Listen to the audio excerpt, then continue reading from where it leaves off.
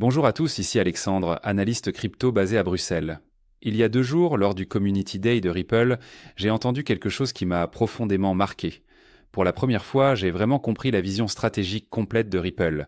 Monica Long, la présidente de Ripple, a révélé des annonces majeures qui vont transformer l'adoption institutionnelle de XRP. Mais ce qui est encore plus fascinant, c'est que David Schwartz a expliqué comment Ripple construit méthodiquement les ponts vers le système financier de demain. Aujourd'hui, je vais vous partager cette stratégie en 3 phases qui positionnent XRP d'une manière que beaucoup n'ont pas encore comprise. Chapitre 1. Les annonces du Community Day. Monica Long a annoncé 3 innovations produitant majeures pour 2026. Première innovation, les paiements sur DEX. Ripple va intégrer ses produits de paiement sous licence directement sur l'échange décentralisé du XRP Ledger. Pourquoi c'est important? Laissez-moi vous donner un exemple concret. Imaginez que vous devez envoyer de l'argent des États-Unis vers le Japon. Aujourd'hui, il existe des dizaines de stablecoins en dollars, USDT, USDC ou encore RLUSD et d'autres. Le problème, c'est la fragmentation de liquidités. XRP agit comme un actif pont intégré dans le protocole. Grâce à l'auto-bridging, XRP connecte automatiquement tous ces stablecoins entre eux. C'est exactement la vision originale de David Schwartz et Arthur Brito il y a plus de 10 ans. Deuxième innovation, le crédit pour paiement.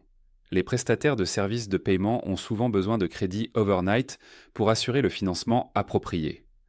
Je vous en donne ici une définition rapide. Le crédit overnight est un crédit entre institutions financières, limité à maximum 24 heures, voire encore plus souvent entre la fermeture des marchés et l'ouverture le lendemain. Ripple va mettre en relation les besoins de crédit des entreprises avec les détenteurs de XRP qui cherchent du rendement. Cela utilisera le Lending Protocol, actuellement en attente d'approbation comme amendement du réseau. Troisième innovation, les solutions de custody et tokenisation pour les banques. Monica Long a révélé que Ripple reçoit de nombreuses demandes de propositions bancaires pour la garde d'actifs numériques. Mais les banques veulent plus que de la simple garde.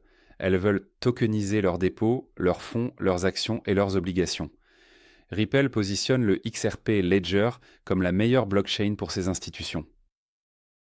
Avant de continuer, si cette analyse vous apporte de la valeur concrète, prenez 2 secondes pour vous abonner et activer la cloche. Et surtout, dites-moi dans les commentaires de quelle région vous êtes et quel sujet crypto vous aimeriez que j'approfondisse. Votre engagement m'aide énormément à continuer à produire du contenu de qualité. Chapitre 2. La révélation sur les systèmes bancaires. Maintenant, je vais vous partager ce qui m'a vraiment fasciné lors de ce Community Day. David Schwartz a expliqué quelque chose de stupéfiant. Les infrastructures bancaires traditionnelles sont tellement inefficaces que même les applications blockchain les plus basiques représentent une révolution. Laissez-moi vous donner un exemple réel qu'il a partagé. Une entreprise travaillait avec Ripple parce qu'elle avait un problème massif. Leur cycle de règlement n'était pas toujours synchronisé correctement.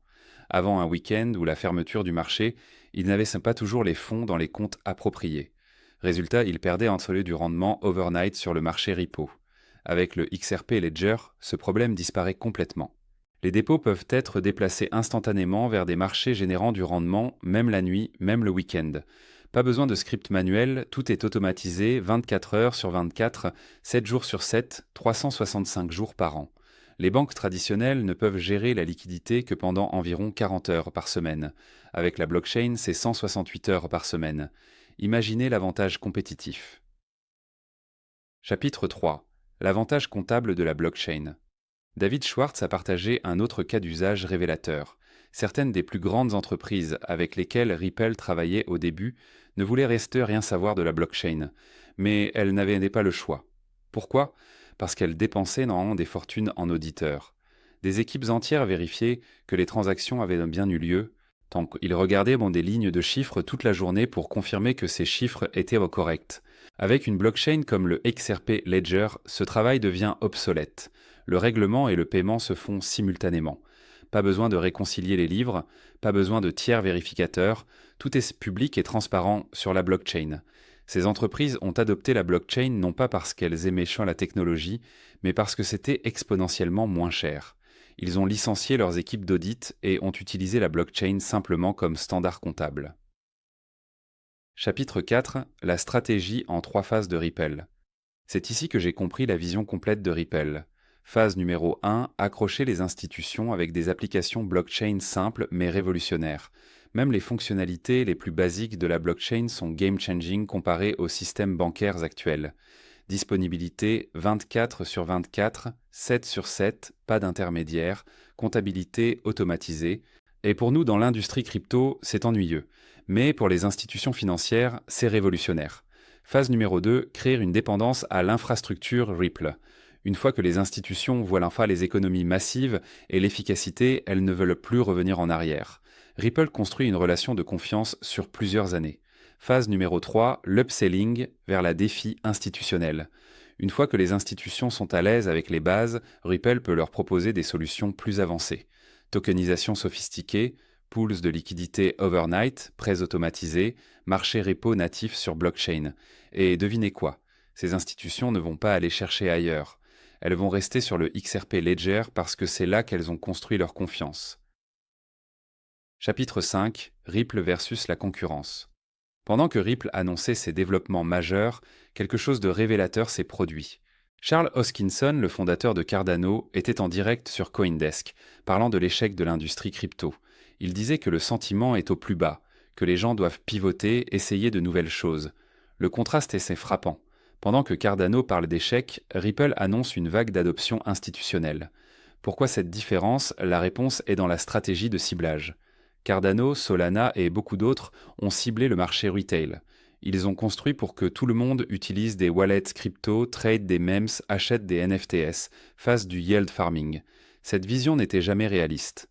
La plupart des gens ne veulent pas gérer leurs propres clés privées. Ils veulent des applications simples et sécurisées. Ripple a pris l'approche inverse, cibler les institutions, résoudre leurs problèmes réels, construire les infrastructures. Pendant que les autres construisaient pensant des fusées vers la Lune, Ripple construisait les routes pour y arriver. Chapitre 6. Le partenariat Wormhole et l'expansion multichaîne. Ripple a annoncé son partenariat avec Wormhole, Native Token Transfer. Cela permet de déployer RLUSD et XRP sur différentes blockchains, Layer 2 comme base, Avalanche et Arbitrum. Mais l'innovation clé, c'était qu'il n'y aura qu'une seule version de RLUSD sur toutes ces chaînes. Imaginez le problème sans cette solution. Si RLUSD était déployé sur Avalanche, Arbitrum et d'autres chaînes de manière traditionnelle, il pourrait y avoir 5 versions différentes. Les échanges décentralisés ne sauraient pas quelle version utiliser. Les utilisateurs seraient confus. La liquidité serait fragmentée. Avec Wormhole NT, ce problème est résolu dès le départ. Et voici pourquoi c'est important pour le prix de XRP. Chaque fois que XRP est verrouillé dans la défi sur ces différentes chaînes, c'est du XRP qui est retiré de la circulation. Moins de tokens disponibles, même demande ou plus. La pression haussière sur le prix devient mécanique. Conclusion. Pour résumer, Ripple construit méthodiquement le système financier de demain. Leur stratégie en 3 phases est brillante. Accrocher les institutions avec des solutions simples, créer une dépendance à leur infrastructure, puis migrer vers la défi institutionnelle. Monica Long a été claire, l'objectif pour 2026 est l'adoption institutionnelle à l'échelle. Et contrairement à beaucoup de projets qui parlent simplement de cette vision, Ripple a déjà construit les ponts nécessaires. Les institutions ne vont pas chercher ailleurs quand elles seront prêtes pour la défi avancée. Elles iront naturellement vers le XRP Ledger parce que c'est là qu'elles ont construit leur confiance. Merci infiniment d'avoir regardé cette analyse jusqu'au bout. Si vous avez trouvé cette vidéo utile, partagez-la avec vos amis intéressés par la crypto. Et n'oubliez pas de me dire dans les commentaires de quelle région vous êtes et quel sujet vous voulez que j'aborde. À très bientôt pour une nouvelle analyse.